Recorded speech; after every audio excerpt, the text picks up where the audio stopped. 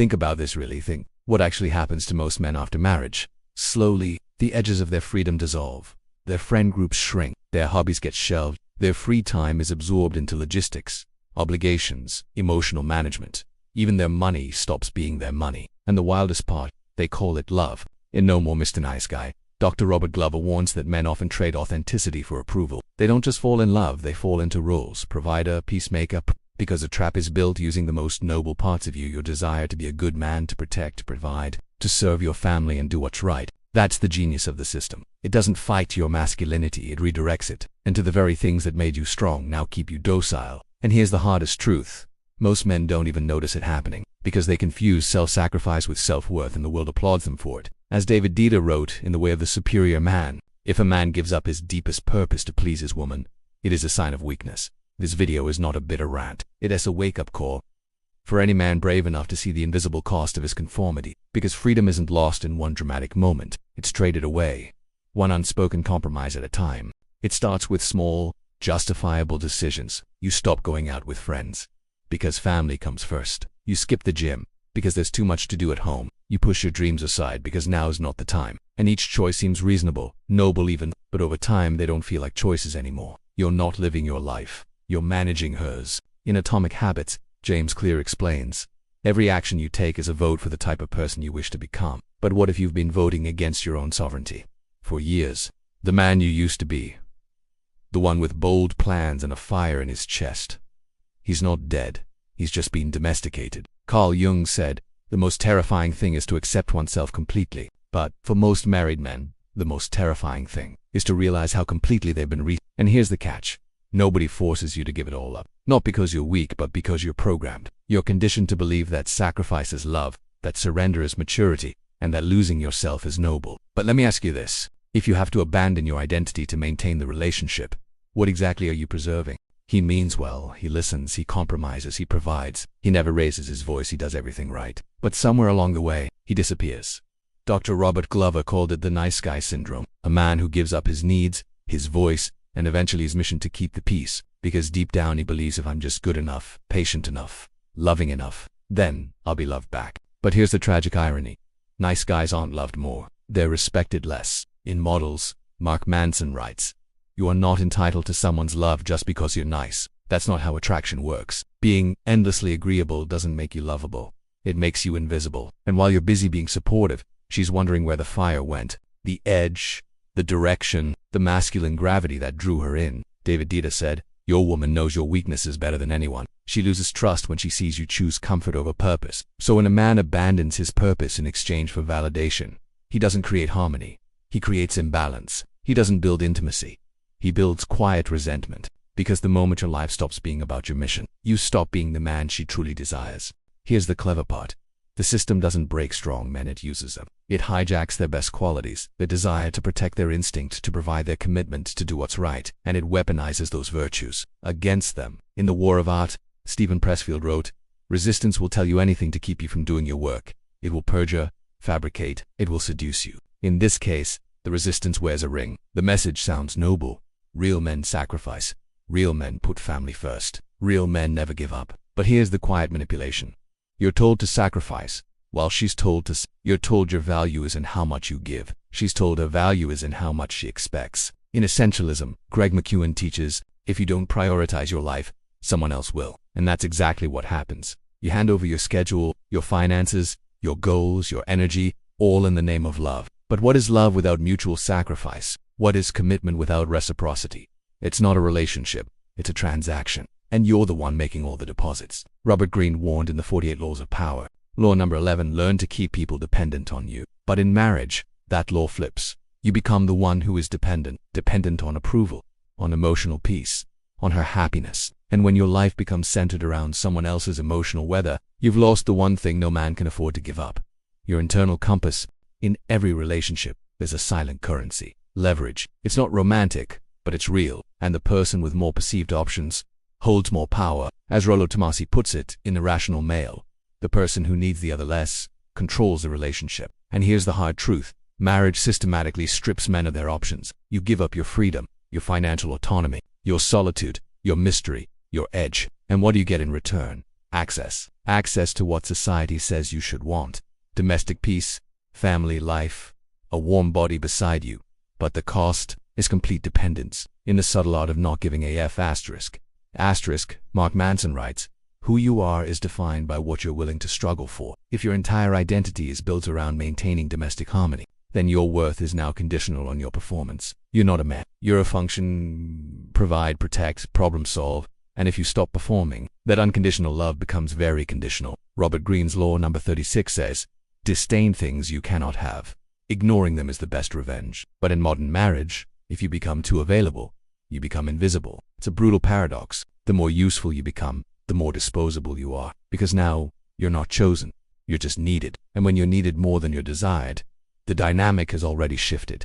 Most men don't wake up one morning and say, I'm stuck. They wake up tired, unmotivated, numb, disconnected from who they used to be. And when they finally admit they're unhappy, the only advice they get is, be grateful. This is what adulthood looks like. Viktor Frankl said in Man's Search for Meaning, when a man cannot find meaning, he distracts himself with pleasure. But for married men, there's often no time for pleasure, only obligation.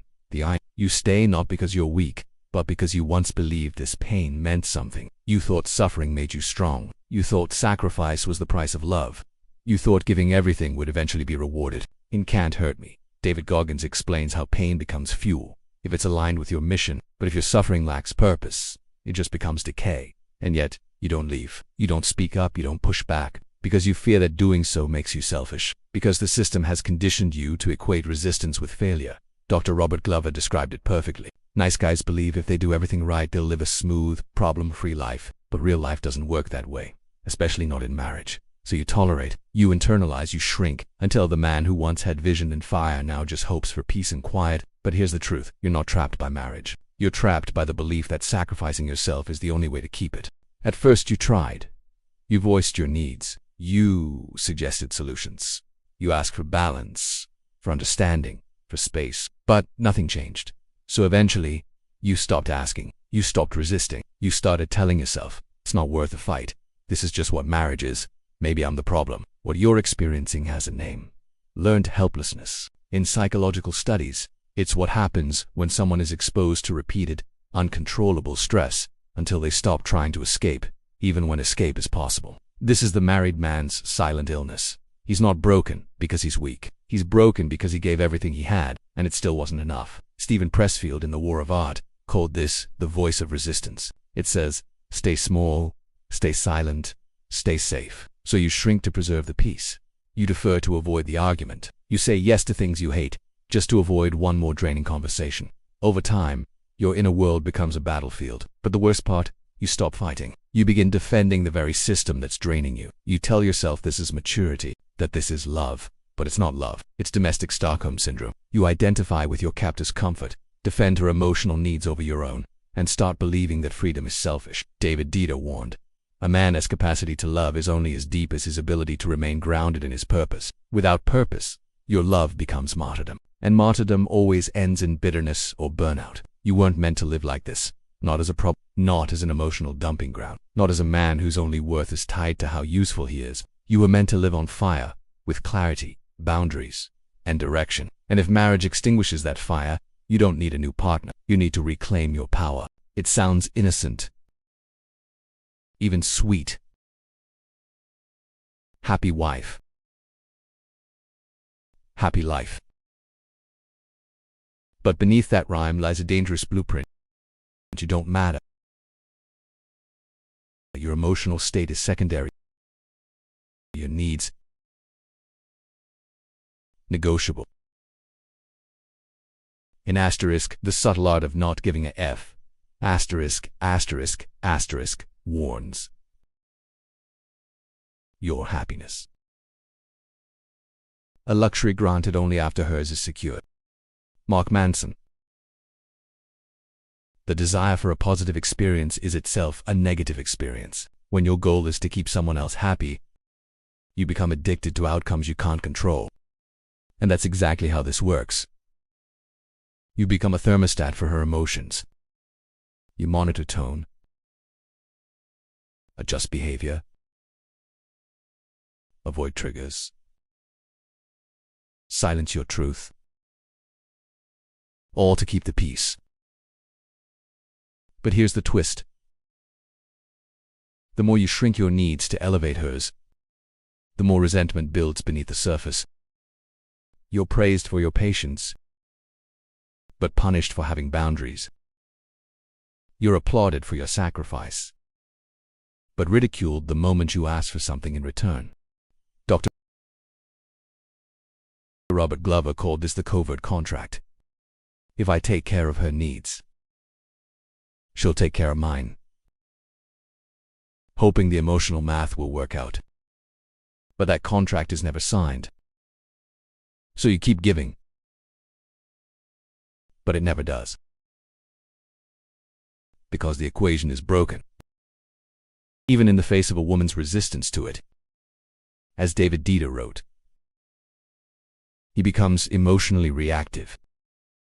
A man must be able to remain true to his purpose, if not, a leaf in her emotional storm. And that's the death of masculine polarity. When a man orbits a woman's moods, he becomes invisible to her biology, because her desire isn't fed by comfort. It's fed by your centeredness, happy life, not your compliance, your conviction. So the next time you hear a happy wife, ask yourself, at what cost? If keeping someone else happy requires betraying your truth, then you're not in a relationship, you're in servitude. At first it seems like you're building a life together. But over time, what you're really doing is replacing your life with hers. Your interests get edited, your opinions soften, your routines adjusted, your identity until one day you look in the mirror and realize you've become who she needed, but not who you are. Viktor Frankl wrote, when a man finds that it is his destiny to suffer, he must accept his suffering as his task. But most men didn't choose this version of suffering. They drifted into it while trying to be good. David Dieter warned, most men make the mistake of thinking that their woman is the point. She's not.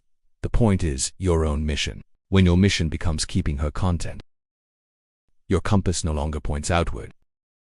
It spins in circles around her shifting moods. And that's not leadership. That's emotional servitude. The transformation is gradual. It starts with skipping guys' night to keep the peace, choosing her favorite restaurant to avoid conflict, deferring to her judgment on social plans.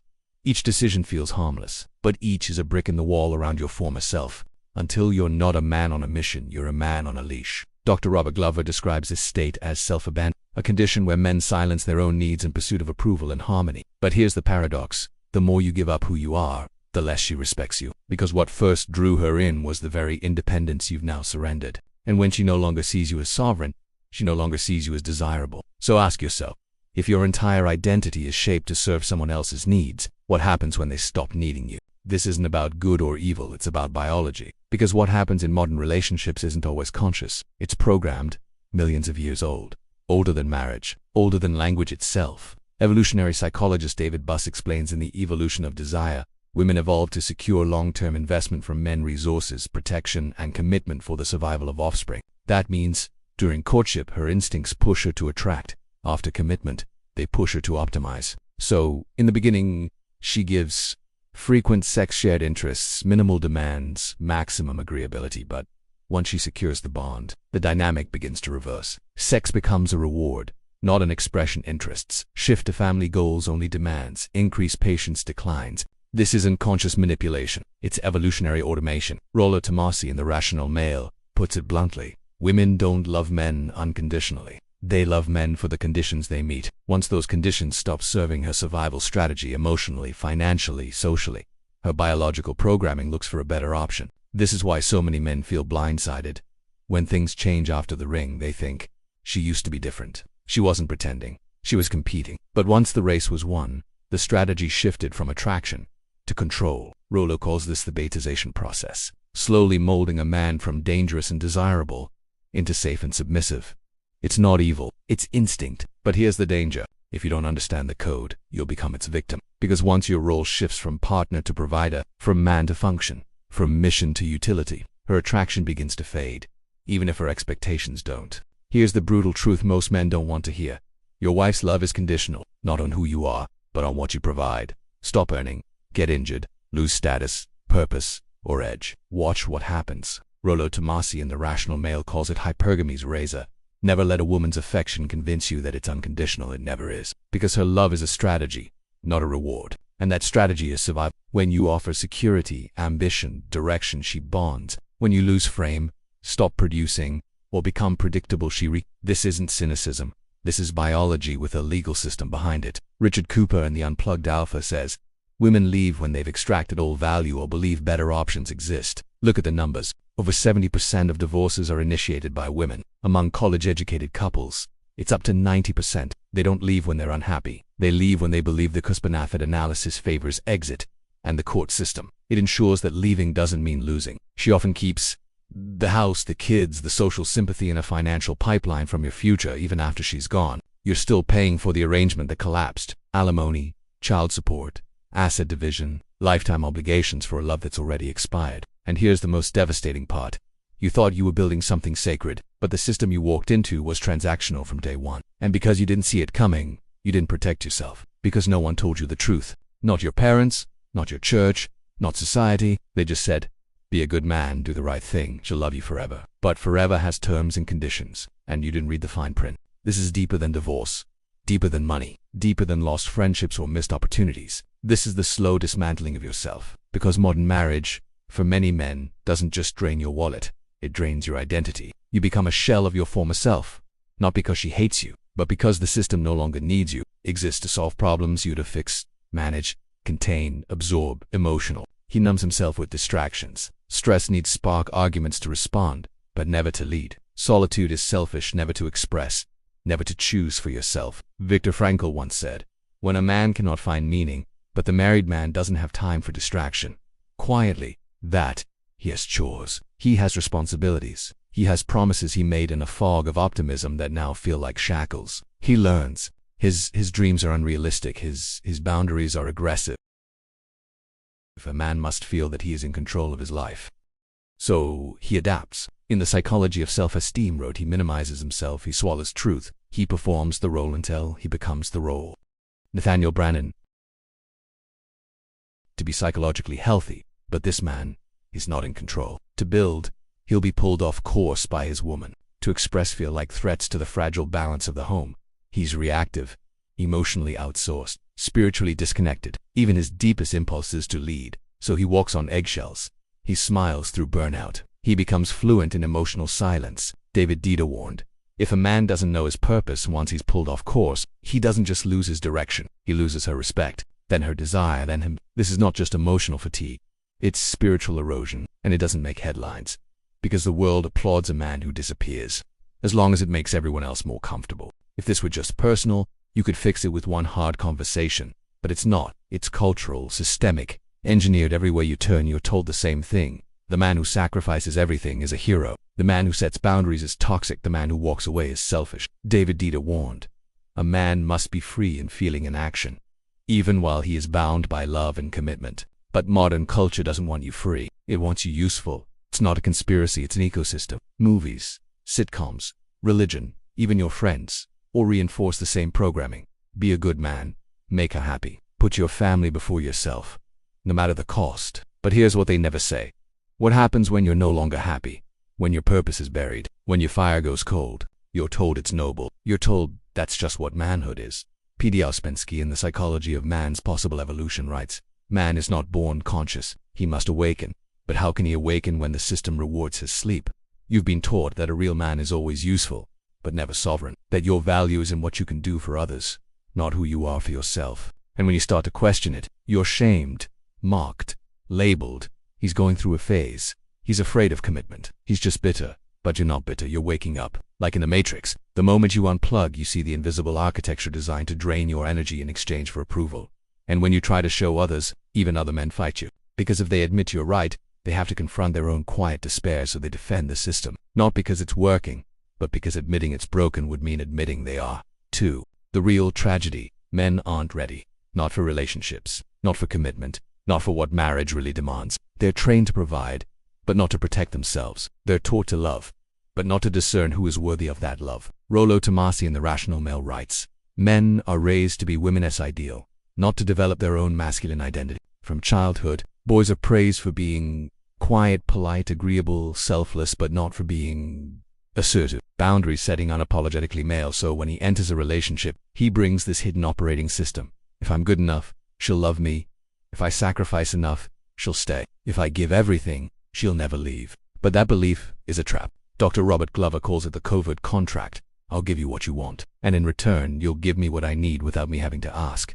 Except she never agreed to those terms. So when the contract isn't fulfilled, he doesn't assert himself. He shuts down, he blames himself, he tries harder. And every time he does, he abandons more of himself. John Eldredge in Wild at Heart reminds us, every man longs for a battle to fight, an adventure to live, and a beauty to rescue. But no one told him that rescuing a beauty should never come at the expense of his battle or his adventure. Modern men are launched into lifelong commitments without being taught how to lead themselves. They're untrained in emotional discipline, sexual strategy, personal mission, psychological boundaries. So they give their heart, their resources, their time, without ever asking if this serves their purpose, or just substitutes for one. That's not love. It's spiritual desperation. And a desperate man is not a husband. He's a hostage, waiting for approval to feel whole. This isn't just about emotion, it's about you're not negotiating with a partner. You're negotiating with millions of years of biological code. And here's what that code says. Women seek security. Men seek vitality and fertility. Both seek leverage consciously or not. David Buss, in The Evolution of Desire, wrote, throughout history, women's survival depended on their ability to extract resources from men, not because they're evil, because they're adapted. In the past, women needed a man's protection, food, and provision to survive. Today, those instincts still operate, but now they're amplified by the legal system, social norms, and cultural messaging. She has more options than ever, more tools, more legal backup, more societal support. You're still expected to give, but without questioning the terms. And this is where most men fail. They think they can change the game by playing harder, be more attentive, more giving, more compliant. But he can't beat evolution with effort. Rollo Tomassi calls it clearly. You cannot negotiate genuine desire. No amount of romantic dinners or household chores can force attraction, respect, or loyalty. Because the moment your usefulness becomes your only value, you've already lost your leverage. Robert Greene in the 48 Laws of Power reminds us, power depends on appearing indispensable. But once you become actually indispensable to her comfort, you become disposable as a man. Because now, you're no longer an exciting opportunity, you're a guaranteed outcome. Predictable, available, boring. Her biology isn't drawn to sacrifice. It's drawn to strength, to direction. That's what ignites respect. That's what fuels desire. So here's a shift. Stop trying to be the man she needs. Start being the man whose mission doesn't depend on her response. Because the man with options always holds the power, and power is what evolution respects. Most men walk into marriage like it's a fairy tale, like love is the foundation, like feelings will carry it through. But here's the truth that no one dares say aloud. Marriage is not about love. It's about leverage. Rollo Tomassi wrote, love is a concept. Leverage is a reality. And the one with more options, more independence, more boundaries, holds the power. That power isn't just about income. It's about detachment. Who can walk away? Who's less emotionally dependent? Who has more to fall back on? That's the real scoreboard. Richard Cooper, in The Unplugged Alpha, puts it bluntly. The person with the least interest in maintaining the relationship always holds the most control. So here's how it plays out. The man who centers his life around her loses leverage. The man who needs her approval loses leverage. The man who surrenders his mission to preserve her comfort loses leverage. And with every emotional concession, with every deferred boundary, with every act of self-betrayal masked as love, he gives more power away. But here's the paradox. The more you give to keep her, the less reason she has to stay. Because leverage isn't evil. It's balance. It's knowing that you could walk away, but you choose to stay. And she knows that too. That's what makes your presence valuable. That's what makes your attention matter. That's what keeps the dynamic alive. Mark Manson wrote, love is not enough. You need values, standards, boundaries. Love without leverage is desperation. Love with sovereignty is power. So stop asking, how do I keep her? Start asking, does this serve my mission? Does this relationship respect my values? Because when you need someone to complete you, you'll tolerate anything. But when you are already whole, you become selective. And that selectivity is the ultimate leverage. Most men still believe they can negotiate their way into love, as if better behavior, clearer communication, or deeper vulnerability will somehow rewrite the rules of the game. But here's the truth. You're not playing against logic. You're playing against instinct. And instinct doesn't respond to niceness. It responds to power, purpose, presence. David Dieter said, your woman will test you. She will provoke you. She will do everything she can to make sure you are not dependent on her praise. That's not cruelty. That's biology checking your masculine calibration. If you crumble, she withdraws. If you hold frame, she surrenders. This is strategic masculinity, leading with grounded strength, not emotional reactivity. Robert Greene's law number 33. Discover each man's thumbscrew. But in this case, you must first discover your own and make it untouchable. Because the moment your self-worth becomes dependent on her approval, her moods, her level of desire, her emotional availability, you've handed her the remote control to your identity. Strategic masculinity means you don't overreact, you don't chase, you don't beg, you don't break your mission for approval. It's not coldness, it's clarity. Dr. Robert Glover warned, when a man seeks approval, he gives up his power. So stop negotiating with instinct. Stop trying to earn respect through sacrifice. Start embodying the truth of who you are, whether she claps for it or not. Because women don't follow words, they follow energy. And when your energy says, I lead my life with or without you, you stop being a servant and start being a man. You've been told that marriage will complete you, that partnership is the highest form of love, that the real joy in life comes from building a future together. But what if that idea is backwards? What if the moment you need marriage for meaning, you've already lost your foundation? Viktor Frankl, survivor of the Holocaust and author of Man's Search for Meaning, wrote, life is never made unbearable by circumstances, but only by lack of meaning and purpose. And marriage, when pursued out of emptiness, becomes a false substitute for that purpose. You chase intimacy hoping it will fix your loneliness. You sacrifice dreams hoping it will prove your worth. You conform to a role hoping it will protect you from rejection. But marriage can't give you what you refuse to build within yourself. David Dieter said, a man must live as if his father were dead. In other words, you must stop waiting for permission. Stop waiting for validation. Stop living according to the map someone else handed you. You're not here to complete anyone. You're here to express the fullest version of who you are, and share that with those who can meet you at that level. Greg McKeown in Essentialism teaches, if you don't prioritize your life, someone else will. And many men, they let marriage prioritize everything. They give their best energy to a structure they don't understand. They expect fulfillment from a role they never consciously chose. They sacrifice their essence for the appearance of stability. But here's the truth. You don't need marriage to feel fulfilled. You need a mission. You need clarity. You need sovereignty. You need to know who you are with or without her. Because real meaning doesn't come from titles, contracts, or shared bank accounts. It comes from alignment with your values, with your work, with your purpose. And when you build your life on that, love becomes an addition, not an escape route. Here's the fatal error most men make. They believe if they just do it right, if they communicate better, be more sensitive, provide more, support more, sacrifice more, then everything will fall into place. But it never does, because they're trying to earn their way out of a dynamic that isn't broken because of their behavior. It's broken by design. Dr. Robert Glover calls this the nice guy syndrome. Nice guys believe that if they are good, they will be loved, get their needs met, and have a smooth life. But that's not how relationships work. That's how transactional fantasies work. You can't negotiate desire. You can't beg for respect. You can't outperform biology. And the more you try, the more invisible you become. David Dieter puts it plainly. A man's value is not in how much he pleases a woman, but in how deeply he is rooted in his own truth. But truth makes men uncomfortable, especially when it means facing rejection without losing identity. So instead of facing the truth, they double down, they work harder, they overinvest, they tolerate disrespect, they numb their voice. And all the while, they wonder, why doesn't she appreciate me? Why doesn't this feel right? Why am I so tired? Mark Manson writes in The Subtle Art of Not Giving a F. You cannot be a powerful and life-changing presence to some people without being a joke or an embarrassment to others. But men try to avoid that cost. They try to be liked by everyone, especially by her. And in doing so, they stop being respected by anyone. Here's the blind spot.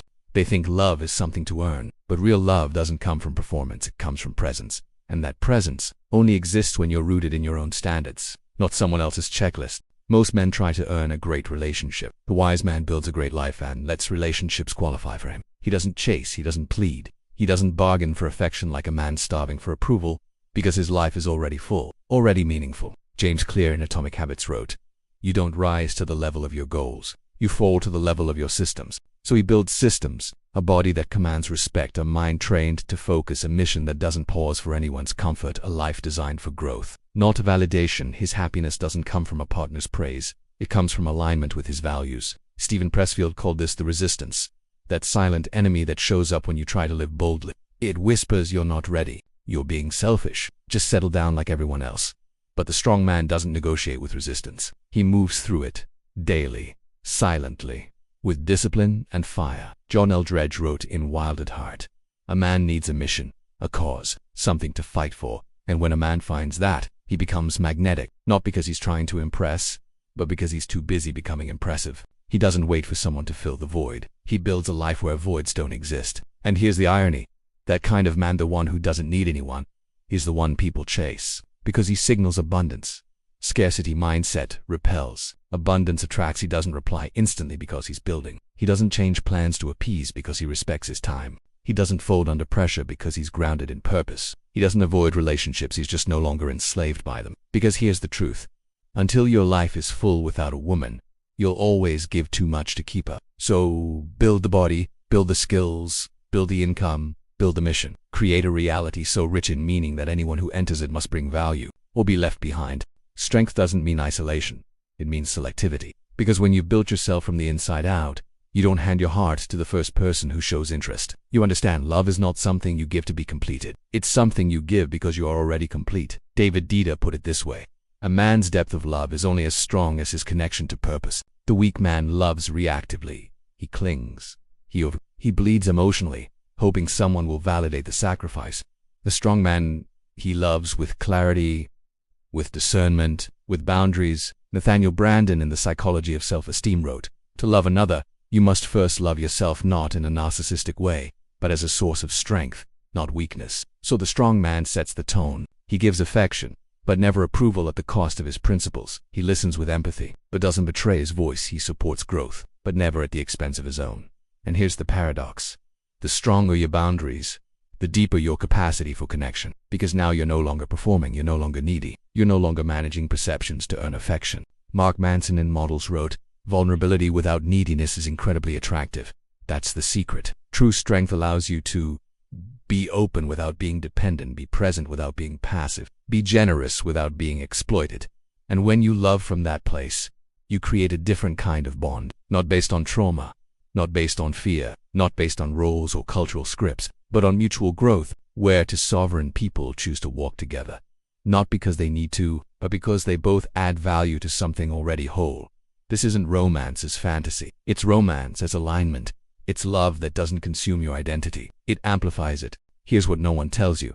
The hardest battle isn't against society.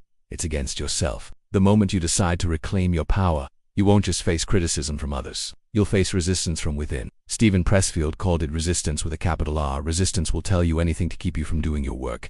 It will perjure, it will seduce, it will lie. It shows up as guilt for saying no, shame for choosing solitude, fear of being labeled selfish, toxic, or immature. This isn't just emotional discomfort. It's programming unraveling. You're not just breaking habits, you're breaking generational patterns, cultural expectations, spiritual sedation. And make no mistake, the system will fight back. Your friends may not understand. Your family may push back. Your partner may feel threatened, because every man who wakes up threatens the comfort of those still asleep. James Clear in Atomic Habits wrote, "You don't rise to the level of your goals. You fall to the level of your systems. And that's why this war is so hard. You've spent years, maybe decades, building systems based on pleasing others, not leading yourself. Now you're replacing those systems with purpose, intention, and direction. But systems don't go quietly, they resist. And the people benefiting from your passivity, they resist too." Viktor Frankl said, "When we are no longer able to change a situation, we are challenged to change ourselves. This is your challenge, to stand still in the fire of transformation, while the old version of you screams for relief, to hold your frame when the world calls you arrogant for setting boundaries, to keep building when everyone around you says, just be normal, just be nice, just settle down. But you weren't born for normal. You were born for meaning, for mission, for mastery. And you don't win that war once. You win it every day in your habits, in your choices, in your silence, in your sovereignty. Every man must make a choice, remain a victim of unconscious systems, or become a strategic creator of his own reality. Because suffering isn't what destroys you, suffering without awareness." Viktor Frankl wrote, "Between stimulus and response, there is a space. In that space is our power to choose our response. In our response lies our growth and our freedom. That space is where you reclaim sovereignty. The moment you stop blaming the woman, the marriage, the system, and start asking, what am I building? What am I allowing? What am I choosing? You go from reacting to leading. You realize that everything you tolerated was part of a pattern, not just hers. You avoided conflict. You outsourced validation. You made compromise a personality trait. You chose silence over strength. And now you're choosing differently." Nathaniel Branden reminds us, "No one is coming to save you. If you wait for permission to be free, you'll wait forever." Freedom begins with radical responsibility. not blame, not shame. Just clear, honest ownership of what you've built and what you're willing to tear down and rebuild. David Dida calls this the essence of masculine depth. Live with an open heart and die with your sword unsheathed. So you re-enter the battlefield, not to fight others, but to conquer yourself. You set boundaries where there used to be appeasement. You make decisions based on mission, not mood. You surround yourself with men who challenge, not coddle. And as you reclaim your frame, you stop needing to be understood. You start requiring alignment, because sovereign men don't beg for peace in chaotic relationships. They create peace by embodying clarity. And when that clarity becomes your standard, the world begins to rearrange itself to match it, not because it wants to, but because it has no choice. Once you see the game for what it is, you have two choices. Keep playing by rules designed to weaken you, or build a life where those rules no longer apply. This isn't rebellion, it's evolution, because you no longer need to win by compliance. You win by clarity, by power, by presence. Rollo Tomassi writes, "Men must become, women just are." Most men never become because they're too busy conforming, too busy asking permission to be who they already are. But when you transcend the system, you stop reacting. You start designing. You don't chase validation, you build a life others want to join. You don't fear solitude, you use it to sharpen your purpose. You don't need her to approve you or require her to align. David Dida puts it beautifully. Your edge is your gift to the world. Don't smooth it out to avoid offense, because now you're not afraid to be polarizing. You understand that real strength isn't about being liked. It's about being immovable in what matters. Robert Greene in the 48 Laws of Power warns, never let others frame your reality. And for the first time, you're done living in frames built by others. Family expectations, religious guilt, cultural shaming, media scripts, female approval loops. You burn the script and write your own. Because the truth is, you don't hate women, you don't fear relationships. You've simply outgrown your dependence on them. You've realized that real power isn't about domination. It's about direction. And when a woman joins you on that path, she joins because of your alignment, not your appeasement. You don't need her. So when you choose her, that choice has weight. That's not toxic. That's sacred. Because it's no longer about roles, sacrifice, or scripts. It's about two sovereign beings choosing connection over dependency. Now the illusion is broken. The mask has slipped. You've seen what most men never dare to face. The system was never built for your freedom. It was built to extract your strength in exchange for approval. And every time you silenced your voice, swallowed your anger, betrayed your purpose, called it love, you moved one step deeper into servitude. But here's the truth. You can't be free and dependent at the same time. You can't lead and beg simultaneously.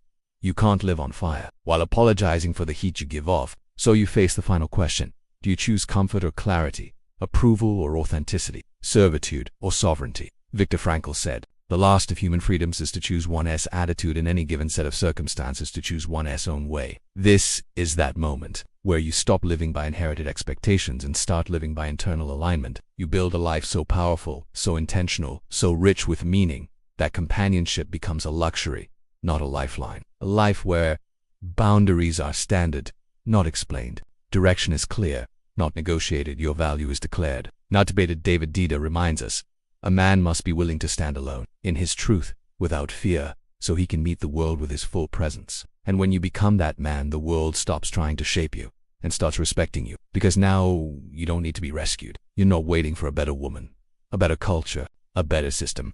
You're choosing freedom, choosing to be the architect of your life, not the laborer of someone else's.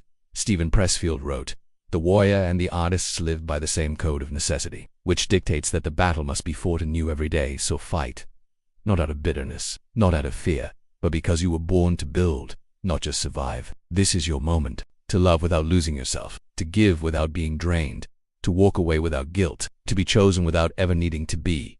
Because the man who builds his kingdom from within will never again beg to be kept inside someone else's castle. Choose wisely. Your future self depends on it.